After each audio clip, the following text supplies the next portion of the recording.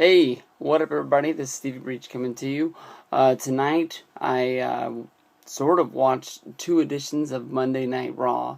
I breezed through with the fast forward button last week's edition of Monday Night Raw before I watched this week's. It seemed like it was an eternity to watch both episodes, but honestly, when it came down to it, it was pretty fun to do. If I could just go over real fast. In the first episode of Monday Night Raw, which was last week's, we got to see the coming together of, I don't know if you've seen some people call them the Corporation, Team Triple H, just basically the McMahon family coming together, showing off Randy Orton as their new champion, and sort of the Shield as their security, to maintaining what they're doing. Honestly, when it comes down to it, I really like the fact that they're doing something with the Shield, because it's been a good little while since Extreme Rules, when they won all the championships, that they really haven't been doing anything.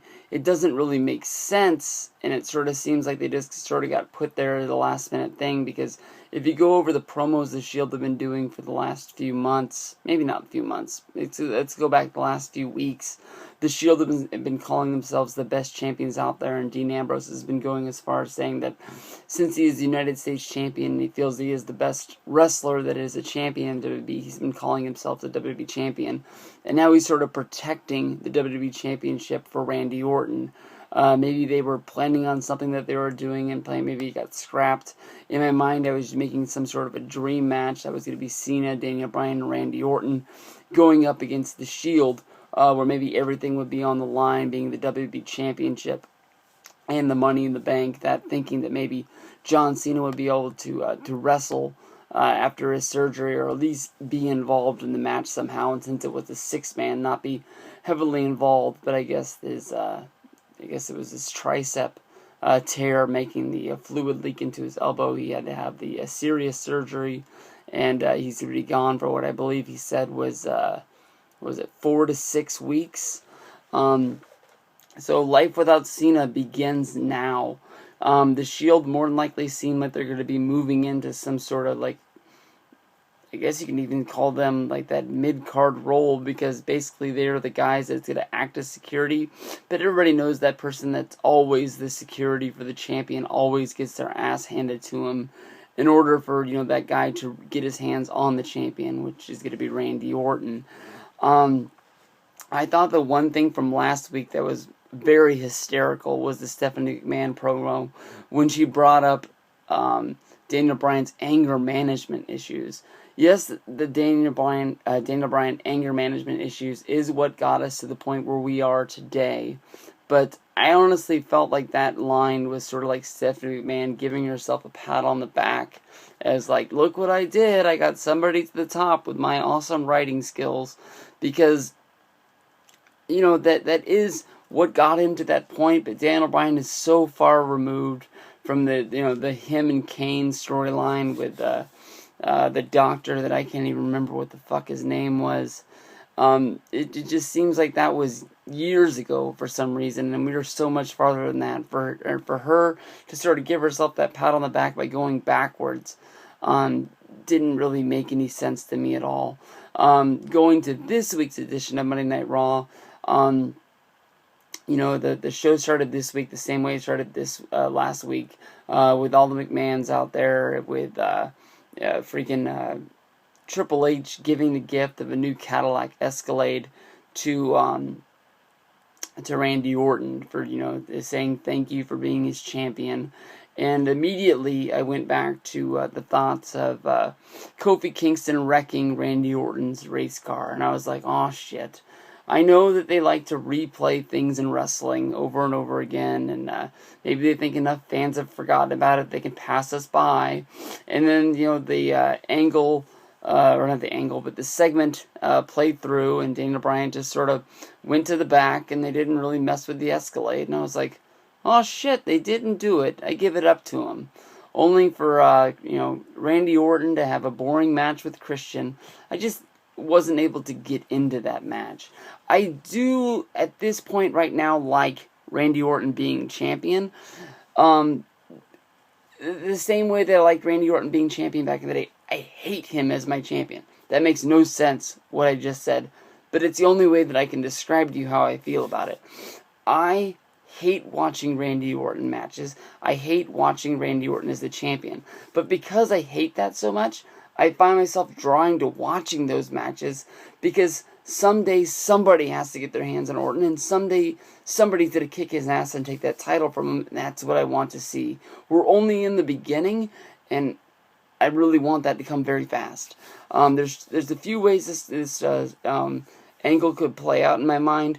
Either just Daniel Bryan's going to beat him, and then more than likely the McMahon storyline is going to break off to, the McMahon's trying to get somebody to get that title back, or maybe just sticking with Orton, and they just play Orton and Bryan out until Cena comes back, and then they're able to play that off in a different direction. Or the one line that stood out to me more than anything else on tonight's show was when Triple H was talking to Brad Maddox. Basically, Triple H said that this Escalade he bought with his own personal money and he gave to Randy Orton, and that was his personal property. Even though he'd given it to Randy Orton, he said that was his personal property, which could have, melted into them rolling it on. But then the very next line he said that this WWE Championship I consider my personal property, but I let Randy Orton hold it. He might as well picked up the shuffle and handed it to Randy Orton at that spot right there. He just basically buried Randy Orton as a champion, and I couldn't believe that he said that. The things that Triple H has said in his promos since he's turned heel at SummerSlam have been nothing but gold. He knows that everybody in wrestling hates him, and he is playing up to what every single person says about him forever. And that's what makes him in this role so good. I hated him at SummerSlam walking out of there, and maybe it was that week I took off from watching wrestling when I was at Disneyland that made me sort of break away and sort of get into watching these shows tonight that made me just love everything that he's doing again now. But we're going to have to see where this goes for now, but it's going to be Randy Orton versus Daniel Bryan at Night of Champions. I don't think they've even announced that match, but it's pretty fucking obvious that what's going to go down. Tonight, Daniel Bryan fought in the gauntlet match going up against all three members of the Shield. I thought when Daniel Bryan was in the ring with Seth Rollins, it was gold. I think the few times they've been in the rings together for the six-man tags and other matches along the way have been just really, really good. And someday they're going to have their own, separate one-on-one match, and it's going to steal the show somewhere. They just work awesome together. I give it up to them. I really appreciate it. Seeing good work in the ring like that. Once he was able to beat Rollins, Ambrose came in, and I was really surprised since Ambrose is sort of like the main guy of the Shield that he wasn't going to be the third guy. But honestly, almost as soon as that match happened, Reigns jumped in, he jumped Daniel Bryan, and that got Ambrose disqualified, which in my mind, you didn't see Ambrose get beat by Bryan, even though he got disqualified, so I thought that was pretty gold the way they did that. And then you just saw the Shield just pick him apart 3-on-1, leaving him laying in the middle of the ring for Randy Orton to come down and just pick the bones of the dead body that was already there and have him just sort of walk out. I don't really like the fact that they're pulling out the whole WWE roster and having him make him stand out there on the stage and sort of watch all the matches. They're playing up the whole deal that nobody wants to say anything because they don't want to get fired, or put into matches that they just have no chance of winning, such as like Ziggler had to fight the Shield as well as Big Show fighting the Shield. It's just sort of, I don't know, it's just sort of a way of shutting everybody up and turning everyone against the McMahons, and lets everybody know that everybody hates them. It doesn't matter if they're heel or they're babyface. Everybody is scared of the regime that is running the show these days. Had a good match out there tonight from Cody Rhodes and Fandango. That turned into a tag team match. The Miz coming out there with Oksana. I know Oksana hasn't been around at all, and her coming out as sort of a face turn, running out there with the Miz. I don't think they're going to be together forever. I think he just borrowed her for the night, or he just paid somebody to take her out for the night, if you know what I'm getting at there. But I thought that was a good tag team match for four guys that don't really work together that well. I'm guessing that Night of Champions is going to have a match between Fandango and The Miz. If I had to put money on it, more than likely it's going to be on the pre-show. Punk vs. Axel is a storyline that I really just don't care about. I know that Punk wants to get his hands on CM Punk, and it just was a long, drawn-out match that just didn't need to be there. Curtis Axel actually got his hands on Punk and beat the shit out of him for a while with Heyman. Not a fuck was given in the building that night. We're going to have a handicapped 2-on-1 match at Night of Champions, and no one's going to care about it at all. Natalya wrestled Brie Bella, where they had all of the Total Divas out there in the ring. Nobody cared about that as well. AJ came out there and buried everyone, which is more than likely to lead to a match between AJ and Natalya, I would bet, which is pretty stupid because Natalya lost the match to fucking Brie Bella. And somehow I can see her becoming the number one contender of the whole deal. Van Dam and Del Rio, I sort of got into that feud from this here on tonight. I didn't really see myself getting into it. I don't think Van Dam's going to become World Heavyweight Champion, but there's a little part of me that thinks that, they didn't bring this guy back for no reason.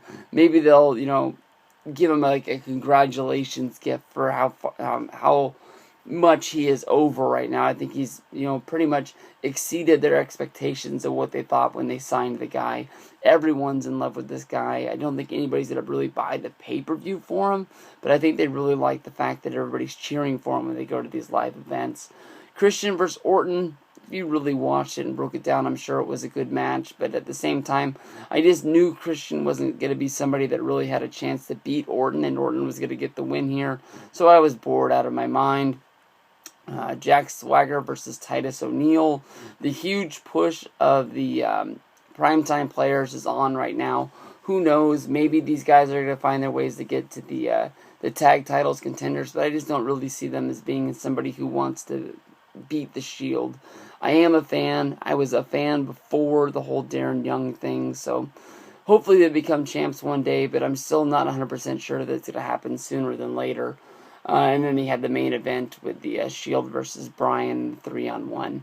Good shit. We're going in a good direction. Night of Champions is going to be a great show. And it's only going to get better from here, guys. So roll on out. Have fun, guys. Peace.